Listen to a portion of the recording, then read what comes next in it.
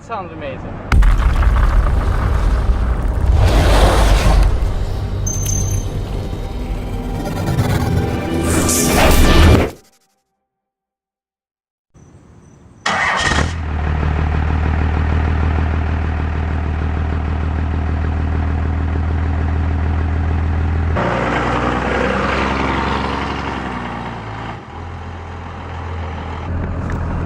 What is up, guys?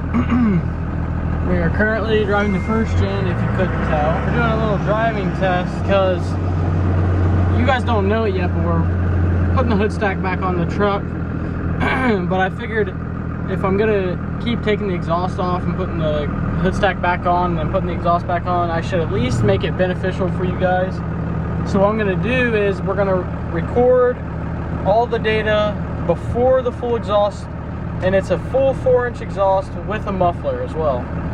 So it's not even a full straight pipe. We're gonna get all of our data from before with the full exhaust and a muffler, and then after with the hood stack, or with just the hood stack. So I'm gonna give you like a 25% throttle pull, what the EGTs look like, what the smoke looks like, and then what the lag looks like. And then we're gonna do like a 100% what the EGTs look like, smoke, how it cleans up, yada yada yada. And then I'm gonna do a spool up for you guys, just so you guys can see if a hood stack really makes that big of a difference for like lag and exhaust temperatures. So we're gonna let the trans get warm. It's only at 80 degrees. Oh, we forgot it in overdrive. So we'll get the trans warmed up a little bit and do a little bit of a pull, and I'll let you guys know what the EGTs look like. Okay, so it's a little wet out, so we're gonna try not to die. But I'm gonna video what the smoke and lag looks like, tell you guys what the number of the EGT is.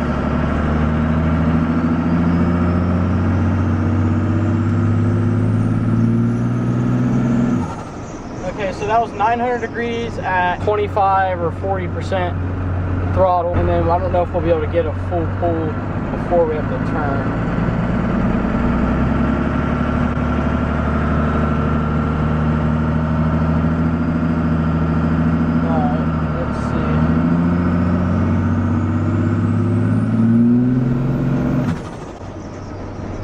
We didn't get to go like full throttle there, but we hit like 1,075, and that was like pretty much just a stab of the pedal. Aren't exactly, oh, we were in overdrive the whole time, so those weren't even like accurate. No wonder why the truck felt like a turd.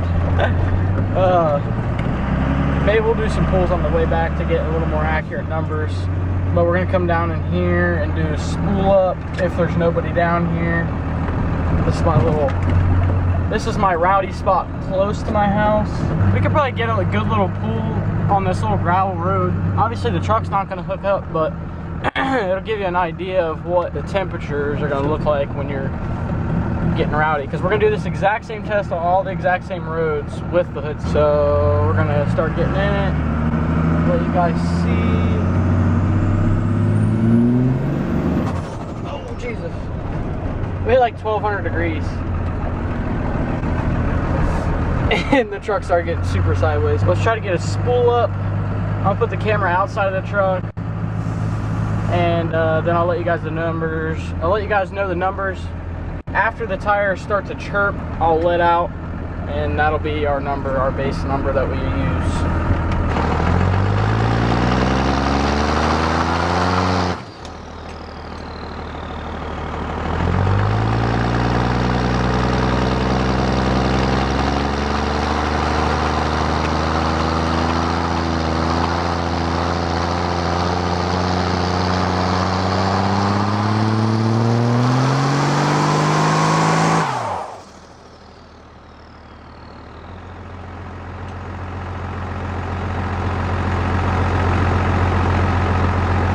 So I know I said I was just gonna, well, at first I did spool it till the tires chirped, but I didn't.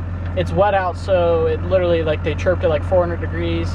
I didn't even look at the boost. I should be telling you guys the boost level. I should probably be saying that. But I think it's been pegging out like 42 pounds, which when I first put the whole setup on, it pegged the gauge at 60.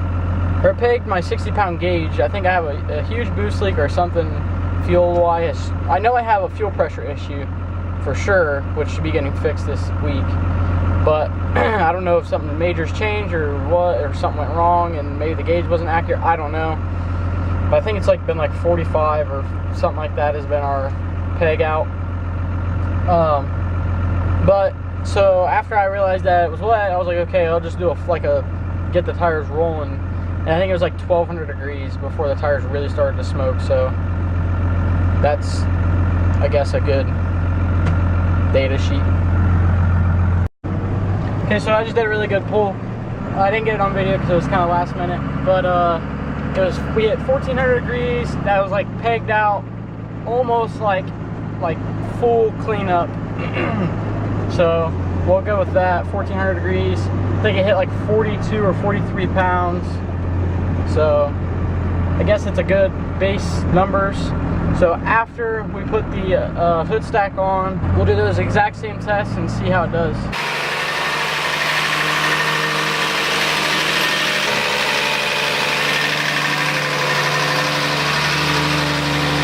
Okay, so we got our HOODSTACK pipe but mocked up. We just taped it up so that way we can make sure that it's not too far back and it's gonna hit the cow, because the hole we have cut in our hood is already like right there. So we're gonna try to make this pipe work for where it's at. I ordered a flange, but I couldn't get it here in 2-day shipping, so I'm really impatient and I kind of want the truck for the weekend. So I just cut the flange that we welded onto this downpipe like a couple months ago. So I just cut the flange off this and put it on this, because why not cut things that you've already fabbed up.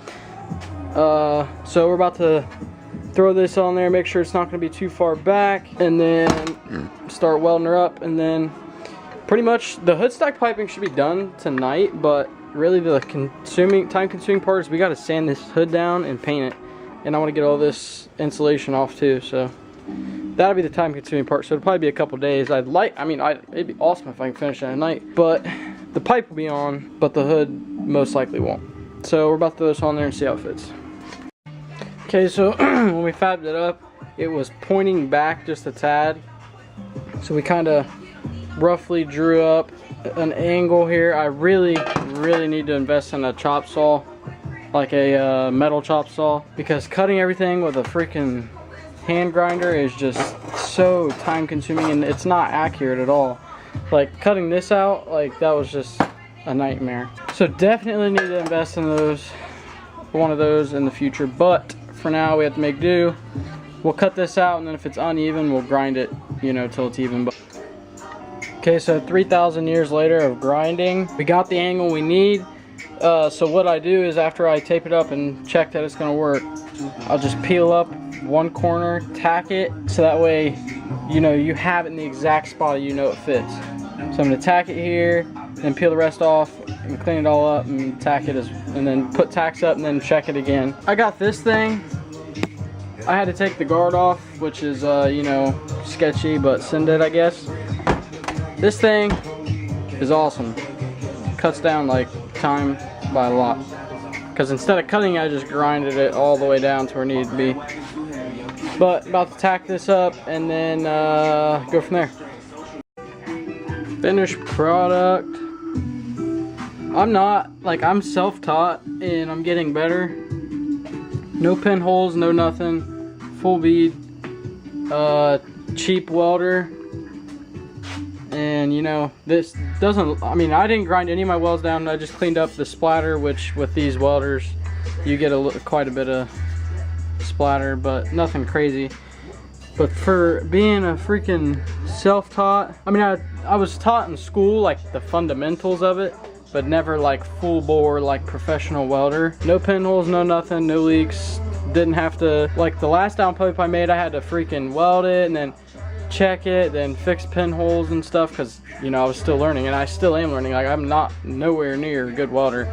So for anybody that, I have a feeling like some people are gonna be like, oh, he thinks he's a good welder, these welds are terrible. This is, no, I already know I'm not a good welder, but I like to do everything myself, and if that means I gotta learn in the process, that's cool with me. So yeah. And by the way, I'm not gonna, okay, so some of you are probably like, wow, okay, you're just gonna not know how to weld and like weld all this stuff. I'm saying like anything that's not important. Like for example, my manifold flange, the T4 flange, I did not weld that on because the turbo hangs off that. I want it done right. So I took that to a fabricator that I have and he welded it up for me. But like stuff like this, you only can learn somehow. So we're gonna throw this on, double check, make sure there's no leaks or nothing, heat wrap it, and then tomorrow we'll work on the hood.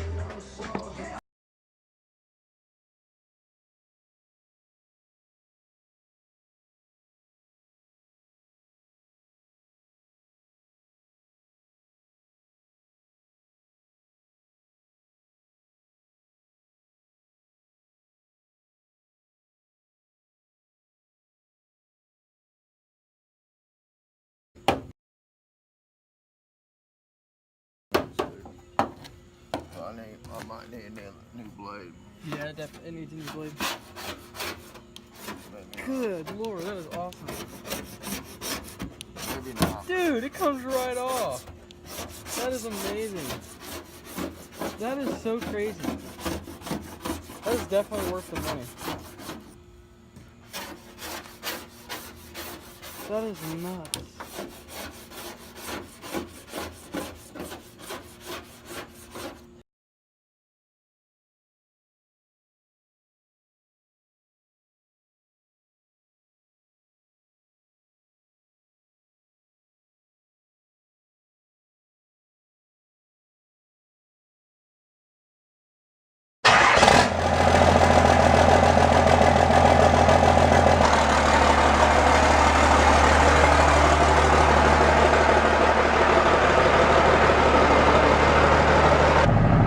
Okay, so as far as lagginess, I would say better, but I mean, I don't know, it's still pretty smoky. I don't think it's as black and like globby as bad because it doesn't have a big exhaust choking it down. Still kind of like falls on its face pretty bad, which with a mechanical pump and a big single, you're kind of gonna have that happen, especially on a VE truck that doesn't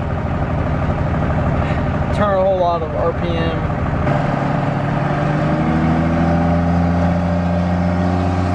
God, that sounds amazing. And the freaking spool up time is way faster.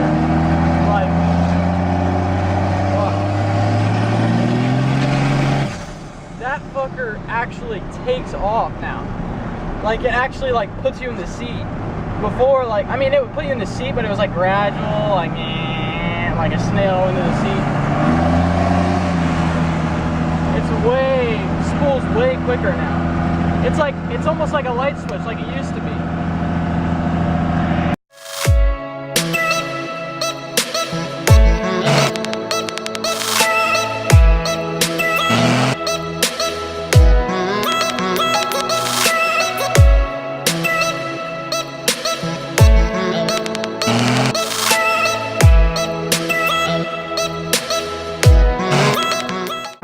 What is up, guys? We got to our spot, you know, that we come to do our hood rat stuff at.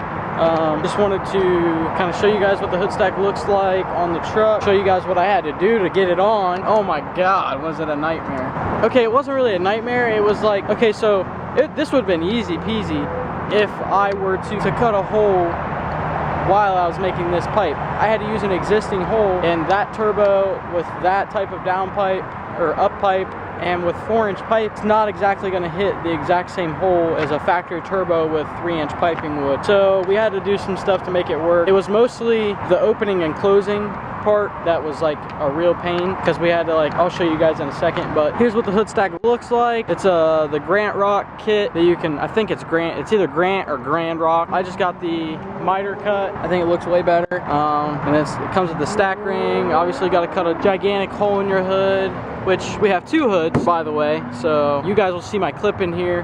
That aircraft cleaner or stripper, amazing. Like, that stuff is so amazing.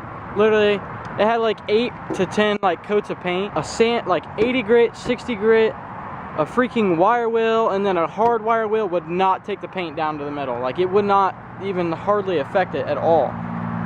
So I was like, you know what, screw this. I've heard that, you know, this aircraft stuff works pretty good. And sure enough, I poured on there, not even 5 minutes, scrapes right off. Amazing, takes it right down to metal. So I'm probably never going to use sandpaper ever again, just so you know. But we're going to pop the hood, show you guys all of the bad things we had to do to this up pipe. Okay, so you'll hear it kind of scrapes. So if you look, we had to cut down. We had to cut the pipe like that, so that way when the hood comes down, if you watch, it still hits, but it's just barely, and it still closes fine. See, it just barely goes over. It just barely grazes by it. And if you look, it had to tilt just to the right a little bit because the hole was off to the right, and with this manifold having the T4 flange being bumped out a little farther, it brings the turbo out to the left just a little more, and so you gotta kind of angle it. Plus with the 3-inch pipe, you can kind of have a little bit of a bigger, you know, area to play with versus 4, you know, it's a little tighter because that's a 6-inch stack. Okay, so my knowledge just from driving over here with the HOODSTACK, I noticed that just cruising, the EGTs were at like 300 degrees. Normally with the full exhaust, I think it was like 650 or 600. Like they were pretty warm just for a cruising speed. Pull up is insanely better. Like the truck just like, okay, yeah, it sits there for a second and then it just comes on like all of a sudden. Versus the exhaust, it would literally just sit there, and then it would come on. Just like it would gradually come on. Now it can get the exhaust out, so it pretty much for the setup it is, it's like a light switch. Obviously it's nothing like stock, but it's pretty freaking close. I'm actually very impressed. I'm not even trying to sound like, I don't know. I'm surprised that it changes that much, but I guess if you really think about it, that's like what, 10, 12 foot of piping plus a muffler. That's a lot of restriction. So definitely happy with the hood, switch back to the HOODSTACK because the truck sounds amazing. The spool up is way better. The EGTs are way lower. I think when I did a pool on the road, all I saw was like 1,000 degrees.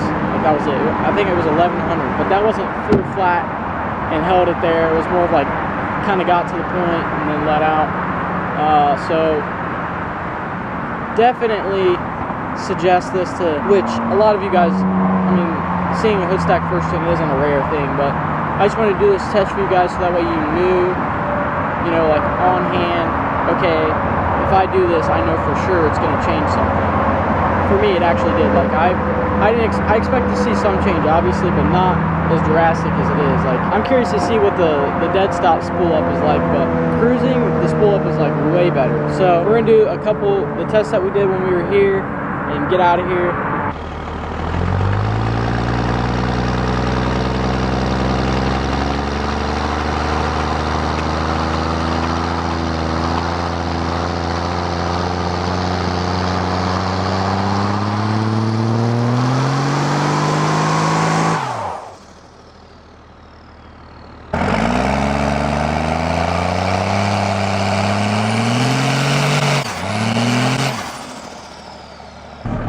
In case I haven't mentioned it yet, it's like 100 degrees in Ohio right now, and this truck doesn't have AC, and we want to keep the windows up so you guys can hear us, so I am going to be sweating.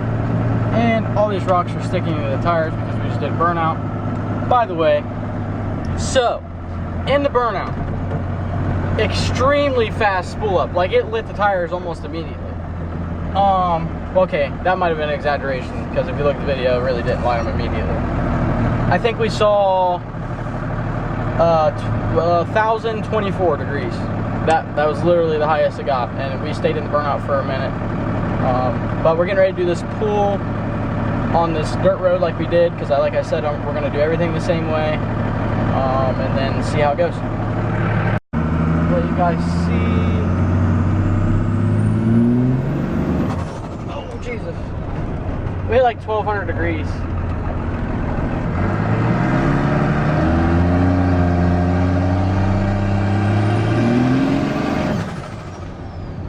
Degrees, and it was spinning the tires like right off the bat. So yes, a HOODSTACK helps tremendously. Obviously, I mean, they run them on race trucks and crap like that, so that's kind of obvious, I guess, but tremendously, like way different.